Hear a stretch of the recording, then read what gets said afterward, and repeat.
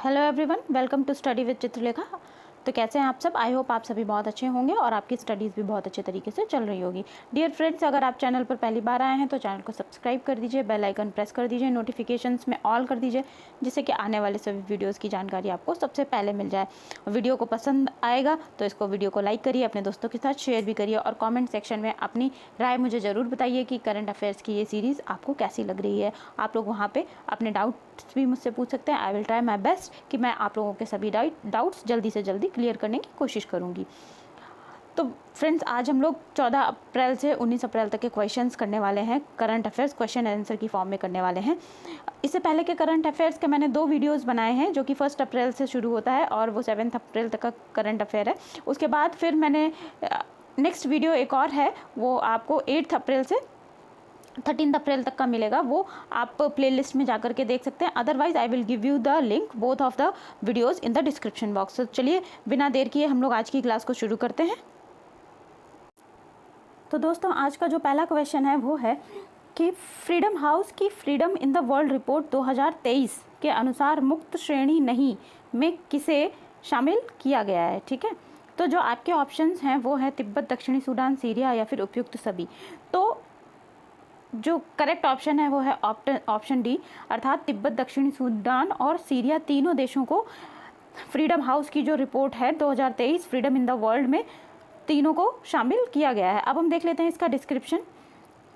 तो freedom house द्वारा freedom in the world 2023 report शीर्षक वाली रिपोर्ट का 50वां संस्करण जारी किया गया है और इसमें तिब्बत, दक्षिणी सूडान और सीरिया को विश्व में मुक्त नहीं देशों के रूप में पहचाना जाता है। अब इसका मतलब हम देखेंगे, वर्ष 2021 और 22 के बाद लगातार ये तीसरा वर्ष है जो तिब्बत को इस सूची में सबसे नीचे का स्थान दिया गया है। ठीक है, ये जो देश हैं तीनों, ये कहीं ना कहीं से किसी के प्रेशर में हैं या फिर किसी के अंडर आते हैं या फिर गुलामी झेल रहे हैं एक तरीके से।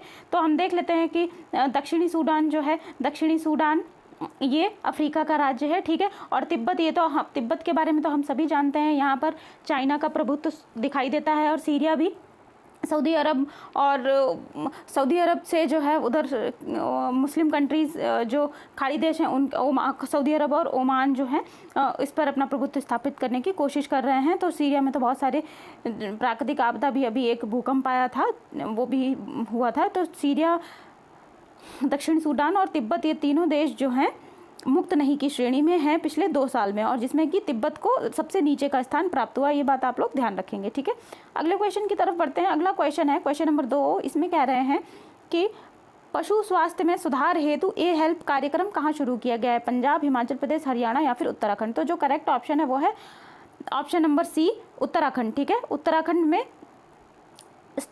शुरू करा गया है ए हेल्प। तो अब हम देखते हैं कि ए हेल्प का काम क्या है, ये क्यों शुरू किया गया है। तो उत्तराखंड के मुख्यमंत्री पुष्कर सिंह धामी ने उत्तराखंड राज्य में ए हेल्प स्वास्थ्य और पशुधन उत्पाद के विस्तार के लिए नया मान्यता प्राप्त एजेंट ये एक शुरू किया है, कार्यक्रम शुरू किया है। पशुपालन डेयरी विभाग ने ग्रामीण विकास और राष्ट्रीय ग्रामीण आजीविका मिशन के बीच हस्ताक्षरित एक समझौता ज्ञापन के माध्यम से एक नई पहल शुरू हुई है। ठीक है, तो ये उत्तराखंड में ए हेल्प शुरू की गई है। अगला सवाल देखेंगे, क्वेश्चन नंबर 3। भारत की पहली semi high speed regional rail service rapid x का संचालन कहाँ किया जा रहा है? सिक्किम, लद्दाख, जम्मू कश्मीर या फिर दिल्ली एनसीआर? तो जो करेक्ट ऑप्शन है वो है option number D, Delhi NCR. ठीक है, दिल्ली की राजधानी, दिल्ली राष्ट्रीय राजधानी क्षेत्र में परिवहन एनसीआर, जिसको दिल्ली एनसीआर बोलते हैं। ठीक है, परिवहन निगम, दिल्ली परिवहन निगम जो है, निगम ने पहली semi high speed regional rail service को रैपिड एक्स नाम दिया है और यह भारत की पहली semi high speed regional rapid transit system है जो दिल्ली को मेरठ, अलवर और पानीपत सहित एनसीआर से जोड़ेगा। ठीक है, एनसीआर में जो है दिल्ली के आसपास वाले एरिया आते हैं, जैसे कि दिल्ली एनसीआर में नोएडा, गुड़गांव, गाजियाबाद, मेरठ, शामली, ये सारे ज़िले आते हैं। ठीक है, अब आगे बढ़ते हैं, अगला क्वेश्चन देखते हैं, क्वेश्चन नंबर 14। क्वेश्चन नंबर 14 कह रहा है 14 अप्रैल 2023 को किसकी जयंती मनाई गई थी? तो जो ऑप्शंस हैं डॉक्टर BR अम्बेडकर, बाल गंगाधर तिलक, लाल बहादुर शास्त्री या फिर आचार्य कृपलानी, जिन्हें JB कृपलानी भी कहते हैं। जो करेक्ट ऑप्शन है डॉक्टर BR अम्बेडकर की जयंती 14 अप्रैल को मनाई गई थी। अब हम देखते हैं इसका एक्सप्लेनेशन, तो 14 अप्रैल 2023 को राष्ट्र द्वारा डॉक्टर बी.आर. अम्बेडकर जी की 132वीं जयंती मनाई गई थी। डॉक्टर अम्बेडकर एक समाज सुधारक, न्यायविद, अर्थशास्त्री, लेखक, बहुभाषाविद, विद्वान और विभिन्न धर्मों के विचारक रहे। उन्हें भारतीय संविधान का जनक माना जाता है और वे भारत के पहले कानून मंत्री भी रहे हैं। ठीक है, तो जो डॉक्टर भीमराव अम्बेडकर थे, इन्हें भारतीय संविधान का जनक माना जाता है और ये प्रारूप समिति के जो है प्रारूप समिति के अध्यक्ष भी थे। ठीक है, प्रारूप समिति जो थी भारतीय संविधान की, उसके अध्यक्ष थे। इस समिति में कुल 7 सदस्य थे और डॉक्टर बी.आर. अम्बेडकर जो है इसके अध्यक्ष थे। चलिए आगे बढ़ते हैं। अगला सवाल है क्वेश्चन नंबर 5। क्वेश्चन नंबर 5 है, Stanford university of AI index की रिपोर्ट 2023 में भारत को कौन सा स्थान मिला है? तीसरा, पांचवा, चौथा या फिर छठा? तो जो करेक्ट ऑप्शन है वो है पांचवा स्थान। ठीक है, पांचवा स्थान मिला है। 2022 में AI आधारित उत्पादों और सेवाओं की पेशकश करने वाले स्टार्टअप्स द्वारा प्राप्त निवेशक के मामले में भारत 5वें स्थान पर है। ये रिपोर्ट का छठा संस्करण था। अगला क्वेश्चन देखेंगे, क्वेश्चन नंबर 6। क्वेश्चन नंबर 6 आपसे पूछ रहा है, केंद्रीय मंत्री नितिन गडकरी ने कुम्फर पीरा सुरंग का उद्घाटन कहाँ पर किया है? सिक्किम, जम्मू कश्मीर, लद्दाख या फिर उत्तराखंड? तो नितिन गडकरी जी ने जो है जम्मू कश्मीर में कुम्फर पीरा सुरंग का उद्घाटन किया है। और 11 अप्रैल 2023 को केंद्रीय सड़क परिवहन मंत्री और राजमार्ग मंत्री नितिन गडकरी ने रामबन, जम्मू कश्मीर में कुम्फर पीरा सुरंग का उद्घाटन किया है।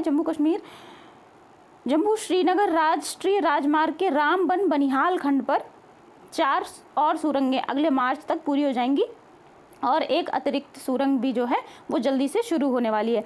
तो अब हम यहाँ पे देख लेते हैं, एक बनिहाल नाम आया है, तो बनिहाल दर्रा जो है, बनिहाल दर्रा वो जम्मू एंड कश्मीर में है। ये बात भी आप लोग ध्यान रखेंगे। ठीक है, आगे बढ़ते हैं। ग्रीन डिपॉजिट फ्रेमवर्क किसने जारी किया है? तो कृषि मंत्रालय, पर्यावरण व वन मंत्रालय, नीति आयोग या फिर भारतीय रिजर्व बैंक? तो जो ग्रीन डिपॉजिट फ्रेमवर्क है ये RBI ने अर्थात भारतीय रिजर्व बैंक ने जारी किया है। भारतीय रिजर्व बैंक ने भारत में ग्रीन फाइनेंस इकोसिस्टम GFS विकसित करने के उद्देश्य से ग्राहकों के लिए ग्रीन डिपॉजिट की पेशकश करते हुए नए फ्रेमवर्क की घोषणा की है, जो 1 जून 2023 से लागू होगा। अगला सवाल देखते हैं। अगला क्वेश्चन है क्वेश्चन नंबर 8। महाराष्ट्र भूषण पुरस्कार से किसे सम्मानित किया गया है? बाला साहब ठाकरे, दत्तात्रेय नारायण धर्माधिकारी, अमिताभ बच्चन या फिर मुकेश अंबानी? तो जिन्हें महाराष्ट्र भूषण पुरस्कार दिया गया है वो है दत्तात्रेय नारायण धर्माधिकारी। ठीक है, ऑप्शन नंबर बी करेक्ट है। अब हम इनके बारे में देख लेते हैं।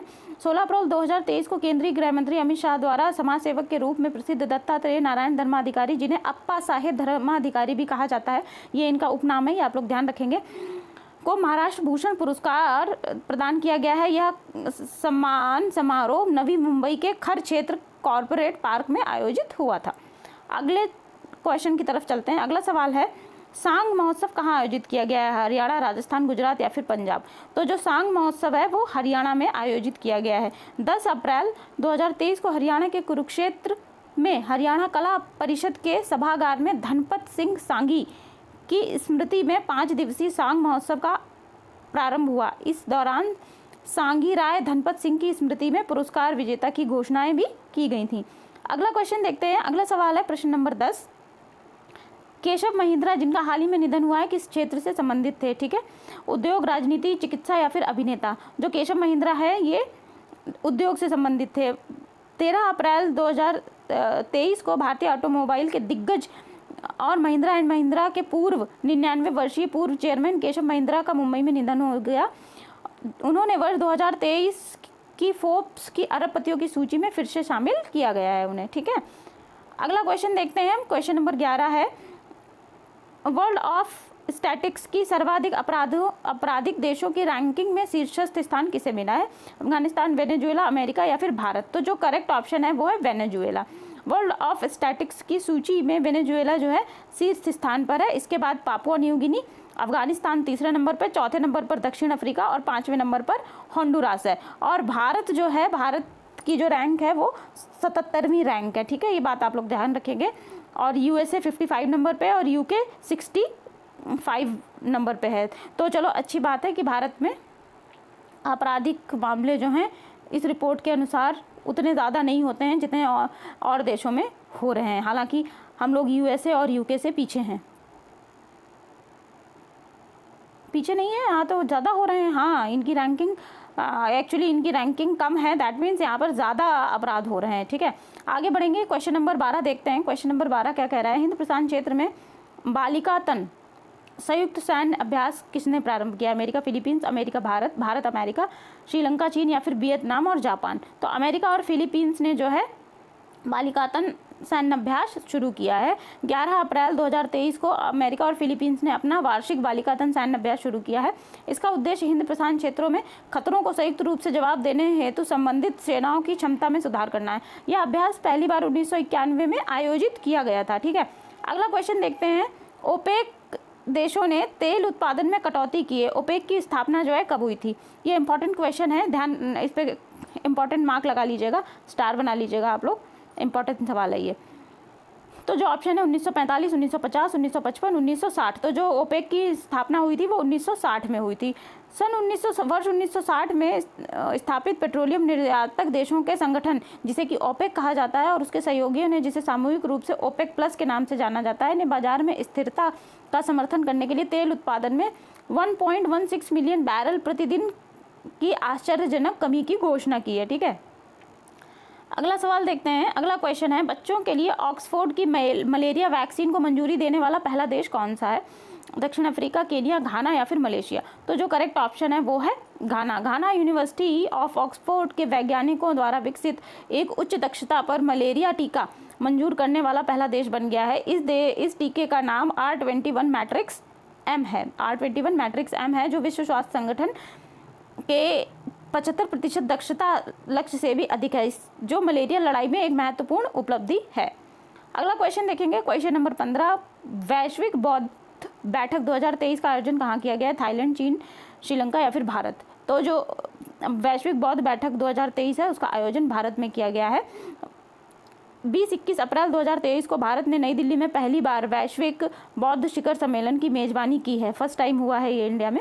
भारत द्वारा आयोजित होने वाली आगामी 2 दिवसीय बैठक वैश्विक बौद्ध शिखर सम्मेलन का विषय दर्शन शास्त्र से अभ्यास तक समकालीन चुनौतियों का जवाब है। ठीक है, आगे बढ़ेंगे, अगला प्रश्न देखते हैं। क्वेश्चन नंबर 16 देखते हैं, बृहस्पति और उसके उपग्रहों के अध्ययन के लिए जूस मिशन किसने प्रारंभ किया है? ये अच्छा नाम है, जूस। भाई जूस कौन पिएगा?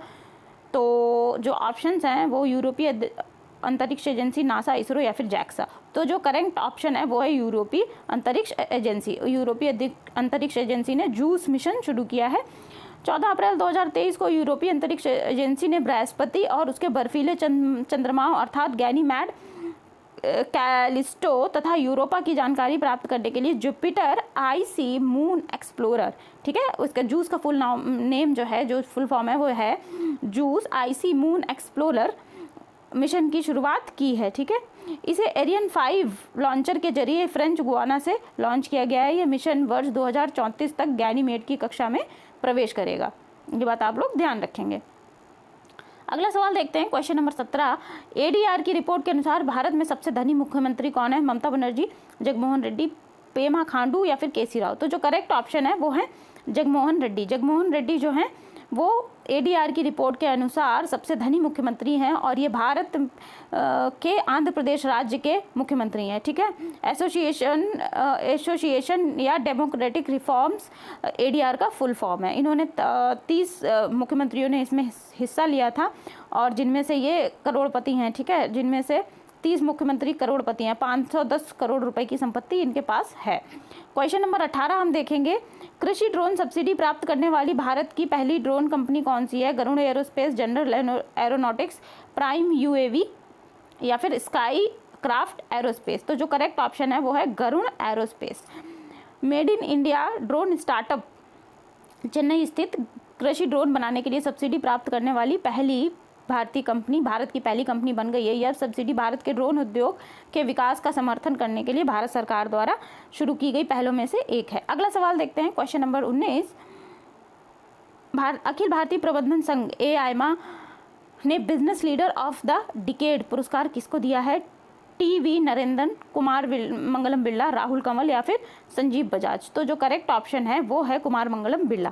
अखिल भारतीय प्रबंधन संघ जिसे हम AIMA बोलते हैं, AIMA ने business leader of the decade पुरस्कार कुमार मंगलम बिरला को दिया है। ठीक है, अगला सवाल देखेंगे, विभिन्न भागों में वसंत फल उत्सवों में से कौन से त्यौहार मनाए जाते हैं? बैसाखी, पोइला बैसाख, रंगोली बिहू या फिर उपर्युक्त सभी। तो जो करेक्ट ऑप्शन है वो है उपर्युक्त सभी। ठीक है, बसंत के फसल का मौसम जब आता है तब ये तीनों त्यौहार बैसाखी, पोइला बैसाख या और रोंगाली बिहू ये सारे जो है मनाए जाते हैं। अब हम ये देख लेते हैं कहाँ कहाँ कौन कौन सा त्यौहार मनाया जाता है। तो असम में बिहू मनाया जाता है, पंजाब में लोहड़ी मनाई जाती है, लोहड़ी और बैसाखी मनाई जाती है, और केरल में विशु मनाया जाता है, और तमिलनाडु में पुथंडू पोंगल जो है मनाया जाता है। ये बात आप लोग ध्यान रखेंगे। तो आज की क्लास में दोस्तों ये 20 क्वेश्चंस आप लोगों के लिए जो मैंने क्वेश्चन आंसर की फॉर्म में करवाया, ये करंट अफेयर्स। आई होप ये क्लास आप लोगों को बहुत पसंद आई होगी, और अपने कमेंट्स मुझे कमेंट सेक्शन में ज़रूर दीजिए कि ये क्लास आप लोगों को कैसे लगी। अगली क्लास में मैं इसके आगे के करंट अफेयर्स भी लेकर के आऊँगी। तब तक के लिए आप लोग अपनी पढ़ाई जारी रखिए और खुश रहिए, और मुझे सपोर्ट करते रहिए। चैनल को सब्सक्राइब करिए, वीडियो को लाइक करिए, शेयर करिए। Thank you so much. आप लोगों का बहुत बहुत धन्यवाद।